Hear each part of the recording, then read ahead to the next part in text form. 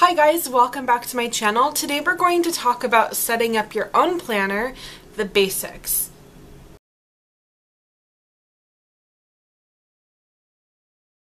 So in today's video, what I'm going to show you is basically the absolute basics of what you can use to help personalize and set up your planner to be completely personal and customized to you.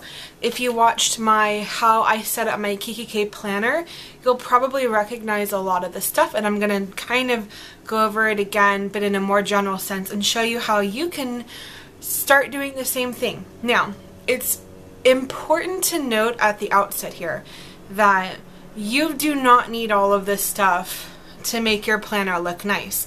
And you may even know, if you've watched other videos, this isn't even a lot of stuff. That being said, these are things that I've been buying over the last few months, kind of building up a collection of things that I like. And so I have more than someone who's just starting out, so keep that in mind. But I'm going to show you how to I'm going to show you basically what to buy if you want to get started and make your planner look as customized as possible.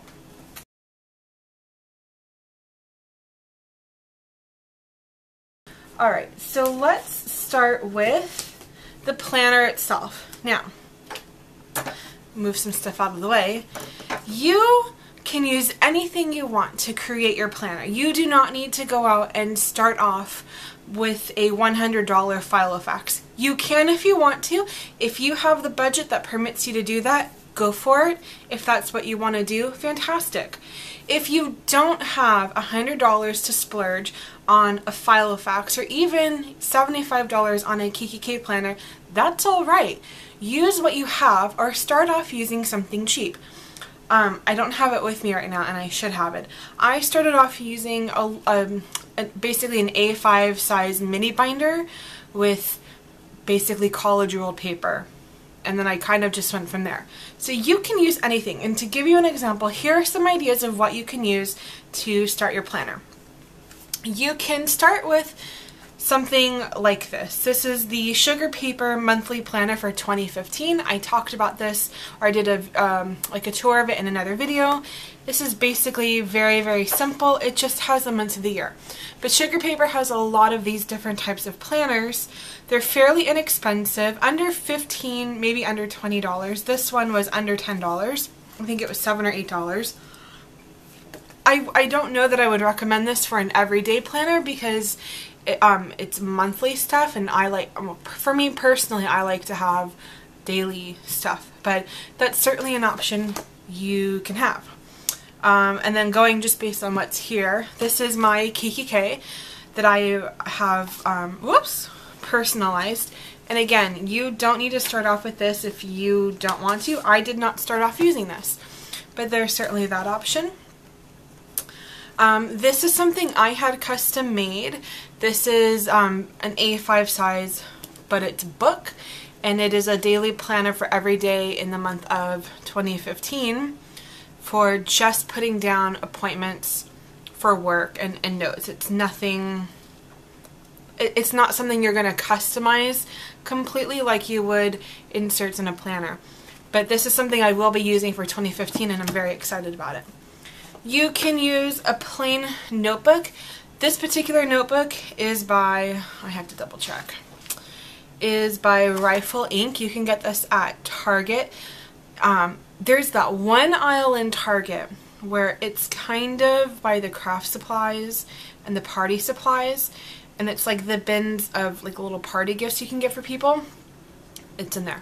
And this comes in a pack of 3. It's about $12, and this just has, I think, less than 100 pages of lined text or lined paper that you can customize and make your own. I'm using this one as a journal for things that I'm grateful for. That's something that I'm kind of doing in 2015. But you see, I put washi tape down, I wrote on it, and I'm making it my own, even though it looks like this on every other page. So you can do that. You can even, if you really want to have an agenda book but you don't have the money to spend on a KKK or a Filofax or something similar, you can always opt for something like this. This is I think it's a day timer. Yeah, this is a day timer. You can find these at Staples, Office Max, general office supply stores. This one came off of Amazon.com. I don't know how much this one costs because this was given to me for work. Has the breast cancer, I don't know if you can see it, insignia on there. This is an A5 size, and when I moved from out of my kind of binder, I moved into this before I moved into my KKK. So those are your options, and again, you can use anything you want. If it has paper in it, or you can put paper in it, you could probably make it into an agenda. It's all about how you want to work with it. You can even use something little like this. This is Cynthia Rowley from Staples, and oh my god, I'm so in love with this. Look at this pen. This is $2.99. I can't even.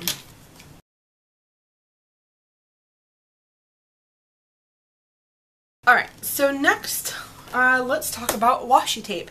Now, I don't have my entire collection here because I don't have a big collection, but what I do have is stored or organized away right now, so I'll just show you the few that I had out on my desk. Whoops, these two here I just bought at Target last night, so that's why they're still out. And then these few I got at Michael's. This I ordered online from the Washi shop. I've talked about that before. You can look for the Washi shop on Etsy. They're fantastic. And some Christmas or holiday washi that I got from Michael's. You can get washi tape from office supply stores, from Michael's. The best place, I think, is from private sellers on Etsy. You'll find really cute things like the bird on a wire washi tape. Like this is pretty cute, but you're not gonna, this is about as wild as you're gonna find from getting washi tape at Target. So I would recommend going on Etsy and getting washi tape there. And how I did it was, I knew I wanted to start building up my washi tape collection, so one paycheck I was just like, I'm going to buy $25 worth of washi tape and see what that gets me. And that got me 10 rolls from the washi shop. I would suggest going through individual shops and favoriting the things that you like so that when you're ready to buy some, you already have kind of a shopping list made of what you want to get.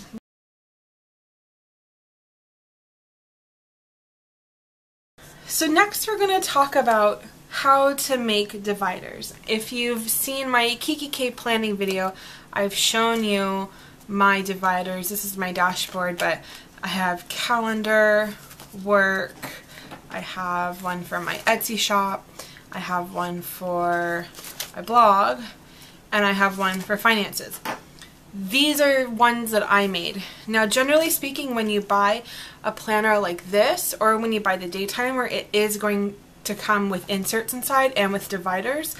I like to personalize mine. So the way that you can do that, if you're so inclined, is to start with decorative paper. So you can buy decorative paper in sheets. And there's actually a very nice aisle at Michael's where they have just bin after bin after bin of sheets. That's where I got this and this paper as well. Or you can go online to a place like scrapbook.com and get individual pieces like this. Now you can also get these in the larger packs, but if you only like a particular few sheets from a pack, you can buy them in singles, which is nice. Sometimes they are double-sided, so you kind of get more bang for your buck there, although it's kind of like choosing your favorites. So this is some paper that I have not used yet because I am waiting to do things with them. And then you can also, like I was saying, you can buy paper in packs, which looks like this. This is the Maggie Holmes pad, and I got this at Michael's. And what I would suggest doing, this one's not double-sided, but what I would suggest doing with this stuff is wait until you have a coupon or wait until it's on sale. These pads of paper go on sale pretty much every other time I go to Michael's, and I go to Michael's a lot. But you always find them like 40% off, or maybe buy one, get one. Probably more likely 40% off. Always use a coupon if they're not on sale. And these can be quite costly. These can sometimes cost $20. So You don't have to spend that much if you don't want to. You can always buy the single sheets. The single sheets, I typically on scrapbook.com will look at things in the clearance section first, because I can usually find a lot of things that are maybe not seasonal, or things that they're just on clearance because that's how God intended it. So that's a really good resource to check out. And for cutting your decorative paper, you can always use the inserts that come with your planner as a guideline for measuring out the size of your dividers. And then simply trace and cut. I would suggest using a ruler and scissors, or these little scissors. And you can even use what I prefer to use, and I don't have it here right now to show you, is I prefer to use a paper cutter. It's actually a slider that slides a razor blade over the paper to cut it in a very fine line, which I really like a lot. And then what you'll want to do from there is just take a single hole punch and punch out your hole so that you know, so that you can put it in your planner. It makes it really, really easy.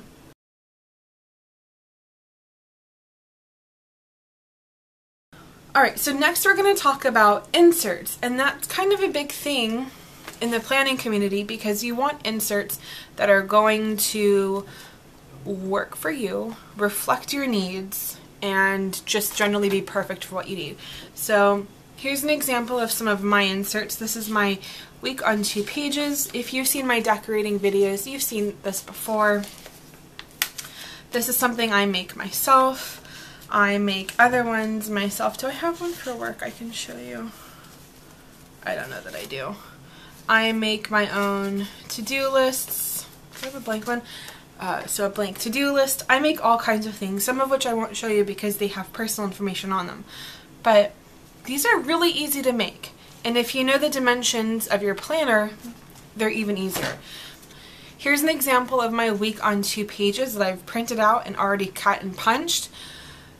And I know that the size for this, for my KKK planner for the paper should be, I think it's 6 3/4 by 3 3/4. So what I will do is in a word processing program, like I use Apple Pages, I will just draw a rectangle in the size that I want. I do print size, so I'll actually do it 6 or 3. Is it width by height? 3 1/4 by 6 1/4, and then use a table inside to put everything I want in it, print it. This prints out on one single page like this in landscape orientation. Cut, punch, you're done. Very easy. And really just make inserts for whatever works best for you. There are also a lot of places online where you can find inserts, you can find downloadable printables. I sell them on my Etsy shop, I have them on my website. There are places where they charge, places where they're free. You can even join some communities on Facebook where they share those kinds of things. I know that I do that as well. And usually people are pretty interested in helping you out and sharing with you. So if you say you're in need of something, someone might have something, some sort of PDF that you can print out and they'll give it to you.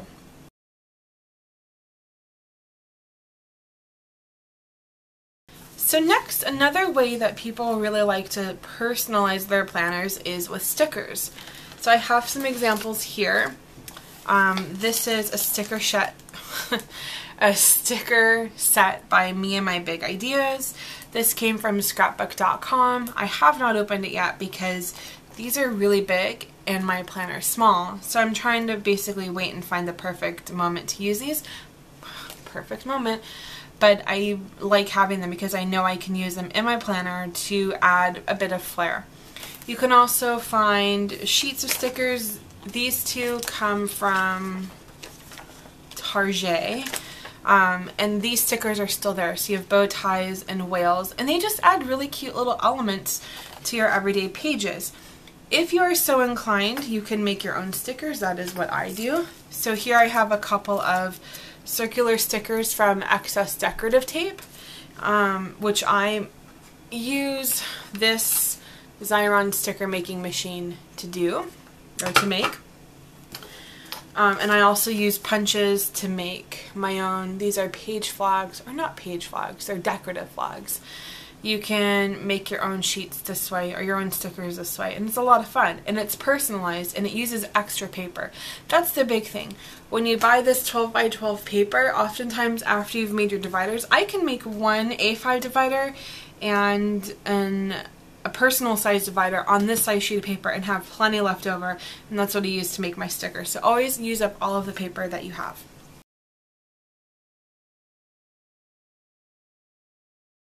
Something I really like to use, and I started off buying these just because I thought they were cute. I didn't really know how to use them, what to use them for, but these are Project Life cards. You can buy them in smaller packs or in the big boxes of planner kits that are like, I think they're 20 bucks.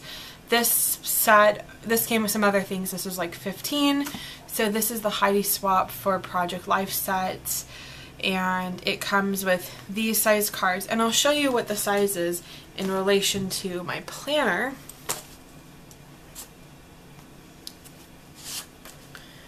So this is the bigger card, and it's almost completely on the 6 rings, but it's a little too small, and this size card is even smaller. But they do look really cute. I like to use these to make notes or to-do lists, or to remember things, or write notes on things that I need to remember for a long time. Things that, you know, I'm not just going to put on a post-it note because I'll lose it. But I feel like these cards are slightly more special, so if I write something on them, I'm less likely to use them. To lose them, not to use them. So that's a really good option. Again, wait for these to go on sale because you can sometimes find some really good ideas, or, you know, splurge on them. I have a lot right now. I probably don't need any more. I should maybe get rid of some. Not get rid of some. No, I'm not going to get rid of any.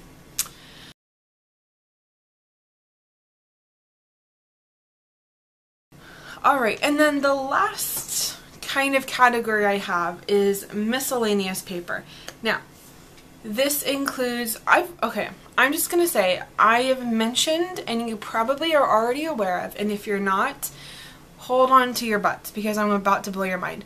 There is the dollar bin section at Target, and occasionally they will have the most amazing little who's its and what's its for your planner. They'll have packets of thank you or like general greeting cards, which I love. I buy them all the time. I have so many of them.